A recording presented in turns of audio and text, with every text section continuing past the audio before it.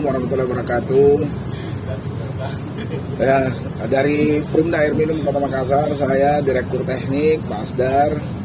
Pertama-tama mohon maaf kepada seluruh pelanggan PLN Kota Makassar karena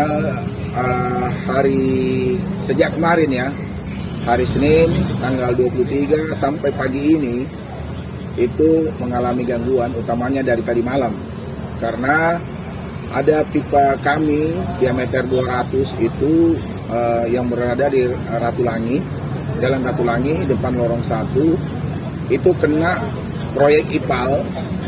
Ya mungkin IPALnya juga tidak sengaja, tapi mungkin karena kurang hati-hati menyebabkan pipa kita bocor. Untuk memperbaiki ini butuh waktu hampir 24 jam karena apa? Karena sumber air yang berada di Ratulangi ini dari dua sumber instalasi. Satu dari IPA Sumbo Opu yang kapasitasnya 1.500 liter per detik. Satunya juga dari Macine Sombala dengan 360 liter per detik. Jadi untuk menyelesaikan pekerjaan ini harus kami matikan pompanya. Dan pompa itu kita matikan tadi malam dini hari ya. Sekitar jam 11-12 malam itu mulai mati secara bertahap pompa. Baik di IPA Sumbo Opu maupun IPA Macine Sombala.